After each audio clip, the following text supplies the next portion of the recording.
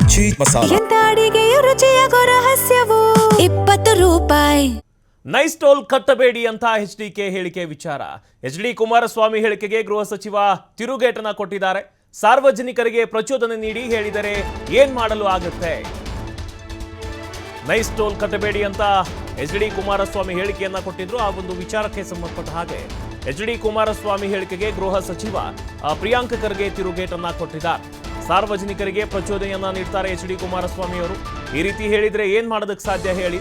ಜವಾಬ್ದಾರಿ ಸ್ಥಾನದಲ್ಲಿದ್ದಾರೆ, ಅವರೇ ಈ ರೀತಿ ಹೇಳೋದು ಸರಿಯೇ?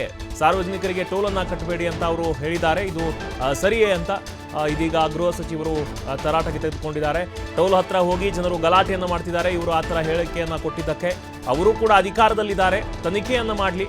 ಟೋಲ್ ವಿಚಾರದಲ್ಲಿ ಕೋರ್ಟ್ ಆದೇಶ ಇದೆ ಅಂತಾರೆ, ಮತ್ತೊಂದೆಡೆ ಸ್ಟೇ ಇದೆ ಅಂತಾನು ಹೇಳ್ತಿದ್ದಾರೆ. ಎಚ್ಡಿಕೆ ಹೇಳಿಕೆಗೆ ಸಚಿವ ಪ್ರಿಯಾಂಕ್ ಖರ್ಗೆ ತಿರುಗೇಟನ್ನು ಕೊಟ್ಟಿದ್ದಾರೆ. ನೈಸ್ ವಿಚಾರವಾಗಿ ಹೈಕೋರ್ಟ್ ಕೂಟ ತರಾಟೆಯನ್ನ ತೆಗೆದುಕೊಂಡಿತ್ತು. ಅದೇ ವಿಚಾರಕ್ಕೆ ಸಂಬಂಧಪಟ್ಟ ಹಾಗೆ ಎಚ್ಡಿ ಕುಮಾರಸ್ವಾಮಿ ಅವರು ಕೂಡ ನೈಸ್ ರೋಡ್ ಏನಿದೆ ಅಲ್ಲಿ ಟೋಲನ್ನು ಕಟ್ಟಬೇಡಿ ಅಂತ ಸಾರ್ವಜನಿಕರಿಗೆ ಹೇಳಿದ್ರು. ಸೊ ಸಾರ್ವಜನಿಕರು ಕೂಡ ಅಲ್ಲಿ ನೈಸ್ ಟೋಲ್ ಹತ್ರ ಹೋಗಿ ಗಲಾಟೆಯನ್ನ ಮಾಡ್ತಾ ಇದ್ರು. ಸೊ ಈ ರೀತಿ ಆಗೋದಕ್ಕೆ ಕಾರಣ ಎಚ್ಡಿ ಕುಮಾರಸ್ವಾಮಿ ಅವರು. ಯಾಕೆ ಈ ರೀತಿ ಹೇಳಿಕೆಯನ್ನು ಕೊಡಬೇಕು ಅವರು? ಕೋರ್ಟ್ ಇದೆ, ಅದು ಕೋರ್ಟು ಮತ್ತು ನೈಸ್ಗೆ ಇರುವಂತಹ ವಿಷಯ. ಕೋರ್ಟ್ ಆದೇಶವನ್ನು ಮಾಡಿದರೆ ಅವರು ಅದನ್ನು ತಂತಾನೆ ನಿಲ್ಲಿಸ್ತಾರೆ. ಈ ರೀತಿ ಹೇಳಿಕೆ ಕೊಟ್ಟಿರೋದಕ್ಕೆ ಸಾರ್ವಜನಿಕರು ಪ್ರಚೋದಿತರಾಗಿ ಅಲ್ಲಿ ಹೋಗಿ ಜಗಳವನ್ನು ಮಾಡ್ತಿದ್ದಾರೆ. ಇದಕ್ಕೆ ಎಚ್ಡಿ ಕುಮಾರಸ್ವಾಮಿ ಅವರು ಕಾರಣ. ಜವಾಬ್ದಾರಿ ಒಂದು ಹುದ್ದೆಯಲ್ಲಿರೋರು ಈ ರೀತಿ ಮಾಡೋದು ಎಷ್ಟು ಮಟ್ಟಿಗೆ ಸರಿ ಅಂತ ಗೃಹ ಸಚಿವರು ಪ್ರಿಯಾಂಕ್ ಖರ್ಗೆ ಹೇಳಿಕೆಯನ್ನು ಕೊಟ್ಟಿದ್ದಾರೆ.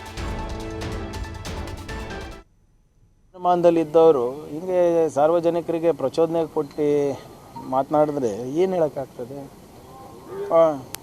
ಅವರು ಒಂದು ರೆಸ್ಪಾನ್ಸಿಬಲ್ ಪೊಸಿಷನ್ನಲ್ಲಿದ್ದಾರೆ. ಆಯಿತು, ಅದು ಏನೇನು ಕಾರಣಗಳಿರ್ಬೋದು.